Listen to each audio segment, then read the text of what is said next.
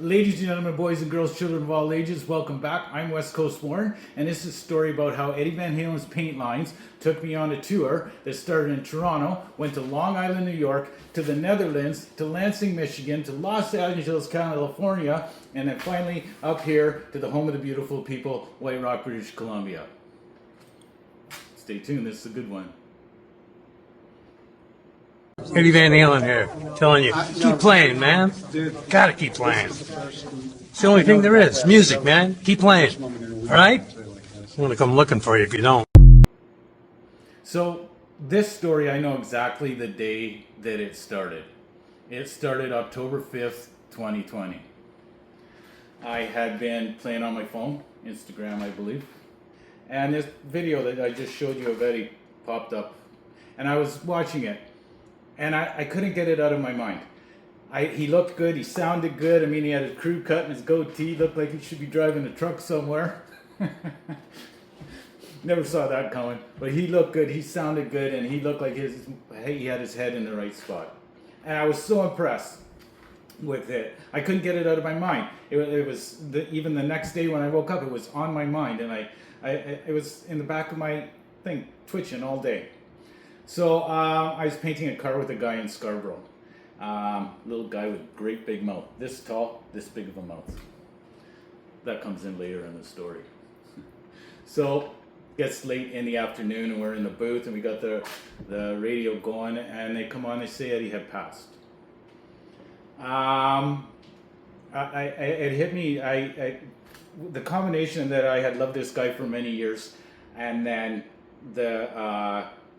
seeing the video the day before and thinking about it all day and that, it was almost cruel the way it happened. And it actually hit me really hard. I didn't say anything to the boss. I just walked out the door and went home. Didn't even lock my toolbox, didn't put my stuff away, didn't get all the dust off me, nothing. Just left. Get home. I wasn't going to cry in front of the fellas. Because by the time I got to the car, the tears had already started. I get home, I walk in the door, my ex-wife is already home, and I walk in the door and she's like, what's going on?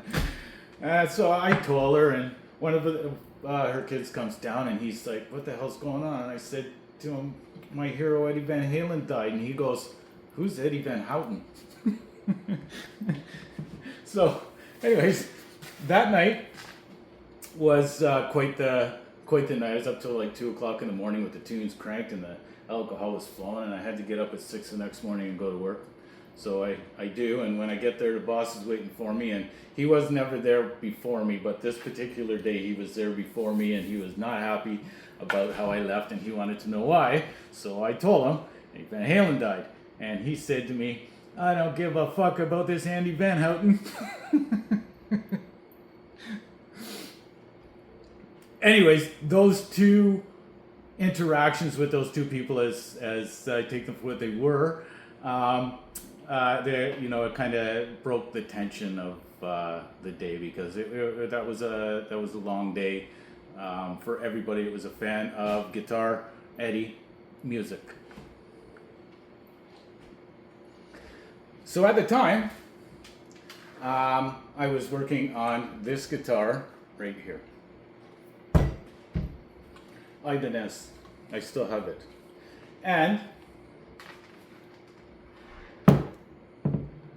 I wrote this on the back of the neck. I'm hoping you can see it. Keep playing, man, EVH. I think that was a good thing for me to do. Okay, enough of that terrible day.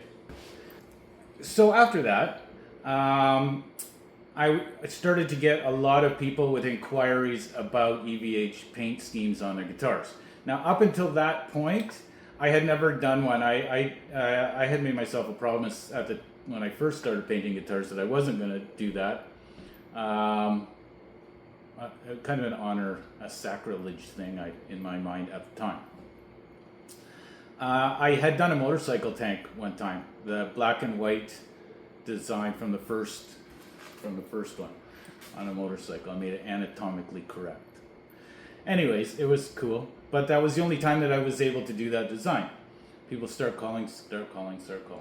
So locally, I was doing a bunch of them, actually. The Wolfgang, Strats, a bunch of them. So one day I get a message from a guy, he's in Long Island, New York. And he's got a bunch of guitars, and he wants to know the prices and turnaround time and stuff for me to do some EVHs. So we work a deal, and he gets a body, mails me off the body, and it comes, and I do a blue, white, and black one for him. Very cool looking guitar. I finish it off and I send it back, and he's over there. He loves that thing. He's just complimenting me, and I'm happy, of course, as anybody's happy when the client is happy. So he sends me another one. He wants the yellow and black design.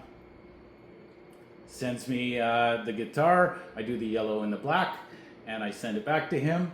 And he's again super over the top happy, loving it. Now he says, do you think you can do the Rasta one? And actually, to be honest with you, I'm not a fan of the Rasta one. I'm just not. I don't know. But of course, I just because I'm not a fan of it doesn't mean that I won't do it. So he sends me another body, and I start on the Rasta paint job. But I'll post the pictures. I varied. I varied from what it was. I didn't do an exact copy of it. Actually, it's not even really that close. So I do, especially when the clients are out of town, I'll send pictures, and anyways, right away he knows and he's not happy. So we go back and forth, and I mean, I thought it was a really beautiful piece, and in the end he did too, and he asked me to add a couple more colors, and I sent it off to him, and in the end we were both happy, and he got his 3 pieces, and they're in Long Island, New York right now. Time passed a little bit, and a couple years ago I had this idea of doing guitars and selling them in a set. So a smaller one and then a regular size guitar. So I picked up these 2 Strat style bodies and necks and stuff, and I picked up a little kid's guitar, right? I chopped the headstock to make it look like a Fender, and I painted it black and white, and then the other one I did like this EVH here, and I put them on reverb. And one day Megan from the Netherlands contacts me, and he wants to buy them. So we work the deal. I box them up, ship them on over to him, and we communicate, and he's happy, and I'm happy, and I was quite tickled that I could do a project that would go to all the way across the ocean. That's pretty cool. I mean, I've sold them all over Canada and the States before, and I always think it's cool when somebody from this obscure place asks me for a piece. But to have one shipped across the ocean, I was pretty happy with that. So these are the ones I did for Joseph in Long Island. The blue one, the yellow, and the Rasta one that looks nothing like the Rasta one.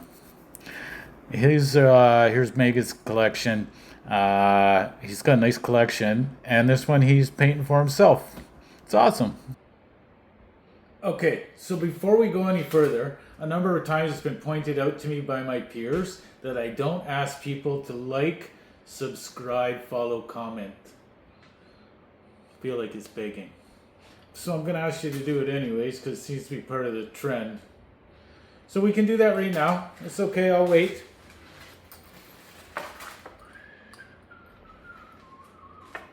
Everybody doing it, you just like,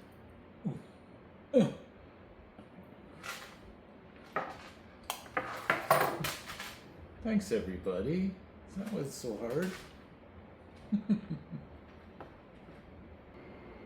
So earlier this year, I'm online, and I'm talking to my girl Tammy and Minnie in Lansing, Michigan. And if you don't know where Lansing, Michigan is, that is a stone's throw away from the Canadian border. And you know who's from Lansing, Michigan? Someone that I would love to see jam with Eddie, because that's a big money. That's a big, big show. That's some talent. You need more than 10 fingers to hang out with those two. Billy Strings.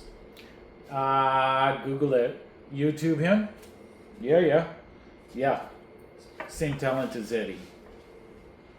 So we're talking online and we're going back and forth, and another message pops up on my, I don't know, I was talking to her and he messaged me on Instagram. And it's this Steve Rosen guy. And I'm like, I look and I see that I had actually emailed or messaged him in like 2022 when I first was promoting the shop, and I was letting anybody and everybody know that, hey, I'm here if you need anything done, right? So he's the same kind of guy. He's a Ford checker. He messaged me and we had a conversation, and he said to me, hey, listen, if you want to review the book on your page, I'll send a copy to you. And I thought, to be totally honest with you, and I'm talking to Tammy at the time, I didn't believe it was him. So then we're talking a little farther, and I said, okay, well, send me the book. And now I'm not believing it's him, okay? Because anybody knows that they're online, you get like so many people trying to scam you. So I give him my address, and he goes, oh, he's in California, and I'm in Canada. He says, oh, you're in Canada, I'm going to need extra $47. So I'm thinking, this is not the guy. So as this is happening in real time, I'm telling Tammy about it. She said, well, tell him to send it to my place. At least we'll know if he's real or not. So I give him her address in Lansing, Michigan. And then I start looking into it, and I start remembering and looking. This guy's legit. And like not a little bit legit, since the 60s, a lot legit. The whole thing was my bad. I should have just given him the fucking $50 and had it shipped to my house. Anyways, he ships it off to her. Like 3 days later, this book arrives, and we're both talking. We're going, oh shit, I think the guy's the real deal. So, anyways, we got the books, and I actually had to order another copy because she liked it so much she wanted one. So now I have this hardcover book, 580 very descriptive pages, by the way, and it's not lost on me. I start reminiscing. And you know what I'm reminiscing to? I'm reminiscing to the fact that I used to cut high school to go home in somebody's basement to practice Eddie Van Halen licks, and at 45 years later, I'm doing a book report on Eddie Van Halen. What? How happened? Anyways, it was all my bad. Steve is a very accomplished guy. So I had to make cheat sheets for this because he's done so much, and I'm gonna the whole book is like very descriptive. The guy's a great writer. Very descriptive, very detailed, and precise. And I would suggest that anybody that is into Eddie, history, rock and roll, whatever, it's well worth the read. Okay, Steve, before he even met Eddie, was writing for many years into the 60s. He never met Eddie until 77, and he had been writing since the 60s. So he's written for Guitar World, Rolling Stone, and I actually remember when he wrote the article for Playboy, because that's the copy that I bought for the article. I didn't even know there was blondes in it. Just saying. Okay, so get this. He has written books on Beck, Sabbath, Springsteen, Prince, Bad Company, and Randy Rhoads. Am I allowed to say Randy Rhoads on the Eddie Van Halen video? He's done interviews with Les Paul, Billy Gibbons, David Gilmour, Steve Vai. Like, come on, man. And you know what? That's this. I just gave you like a micro dose of what he has done. Okay, so he originally is introduced to Eddie in 1977 at the Whiskey A Go-Go. And it's like 7 or 8 months before, or 6 months or whatever, it's before Van Halen went. So he goes upstairs and he meets this kid, Eddie. and a very descriptive article on that. And then 8 months later, Eddie gives him his number. And then 7 or 8 months later, he's at home and he gets this, because he was a writer, he gets this thing from Warner Brothers of the albums released that month or whatever. And he sees Edward on there and he's listening to Van Halen 1 for the first time. And he's the same as everybody else that ever listens to Van Halen 1 the first time. He's blown away. It was in 1985, Steve and Eddie came to this agreement that Steve would do a biography on Eddie, and he documented him. This is a great book, eh? The stories in it are really descriptive, and he would tape his articles, or his interviews, sorry. And so, like, what you can do is tape, so you can go back and listen to it 30 years later, and it's perfect. And gives you a real insight to where they were at the time. He goes from meeting Eddie before Van Halen 1 until 2003, and I mean, like, the difference between Eddie and 77, 2003 is like anybody else. I mean, we all grow. But having it documented, mostly through the Dave years and then through some of the Sammy years, and then as it comes into the 90s they kind of trail off, but some really great articles. So whenever I'm reading any of these books, I've read a few of them on Edward and the band in general, I always go to the women and children first era. The reason is I think that's their best album. Romeo's Delight is my favorite song of all time. If I had to go to a desert island, I'd be taking that song with me. That album, he was very, his artistic side really started to come out, probably more than any other album. I mean, he's playing all these, I don't even know what they are, instruments and stuff like that. But just the different styles, the different songs. Could This Be Magic? The first time you play slide on it, it's hard to believe, really, right? And even, like, you know, there was always drama between him and Dave, and he was always yakking about range and stuff. Fair enough. And so when they did the part on Fools, I believe the beginning of Fools, and they do that sick, Dave says something and Eddie answers it, or whatever. That's cool. Him and Sammy did amazing at that later on. Sammy's range is unreal, but Dave's is fucking sick, right? That's the best album ever. I don't care. So he tells stories about stuff like when Van Halen 2 came out, and him and Eddie and anybody from this era, and maybe the kids still do it today, I don't know, they do it digitally, but back in the day somebody would get a cassette and we'd all sit in the car and somebody would put the cassette on and we'd listen to it. I hotboxed the fucking car.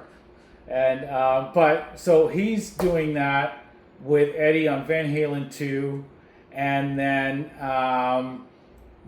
there's quite this story of when Eddie shows up at his place in his Lamborghini with a 58 and a 59 Les Pauls that he just bought for like 11.5 and 79, right? And just like throws them on the couch, right? Because what he says about Eddie, that guitar is a tool for him, like a hammer for a carpenter or a wrench for a plumber. It's the same thing. So he didn't care about the scratches and the dings. He's a Tonechaser. So there's some pretty cool stories about all that too. The one really kind of cool story, and I think that everybody can relate to this because Steve lived the dream on this one. He's at home one day and Eddie comes and he grabs them and they're fire back up to 5150. Okay, you could end any Van Halen fan with that story just there. Eddie just picked me up and we went to 5150.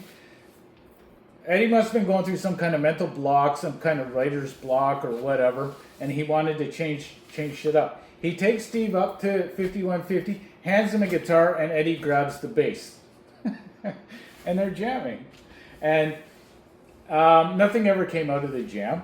Not that Steve knows anyways, but I'm sure that I'm not, as an artist, I'm telling you, he had a creative block and he needed to unblock it, and he went and he grabbed his buddy and brought him up here and up there and put in a totally different take on what he would normally do, and I don't know if it worked or not.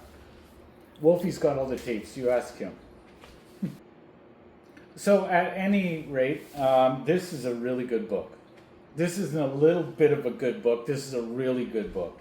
And this picture of Eddie on the front here, he got like a huckleberry kind of look to him. I haven't done that style of his lines yet, but I would like to try that. This book is really good. Guy's a great writer. I would suggest it to anybody. The story's gone forever and ever. I mean, what I just touched is not even 1%, right? So, need a reason? I'll leave you hanging for a reason to buy this book, to read this book. Steve at one point asks Eddie, who's your top 10 favorite guitarists? And Eddie, because he's a player and he knows, that's an impossible thing to answer. So he says to Steve something to the effect of, I don't really look at the top 10 guitarists, I look at the top 3 people that influence me. Steve says, who's that? And Eddie says to him, well, the first was his daddy.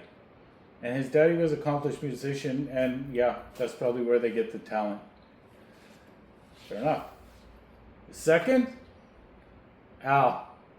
That's his brother, man. They played right from single digits, 5, 7. They played before they even came to America, they were playing together. And the third, you're going to have to buy the book to find out. It's not who you think. Thanks, everybody. I hope you enjoyed the stories. And Tonechaser by Steve. Good job, man.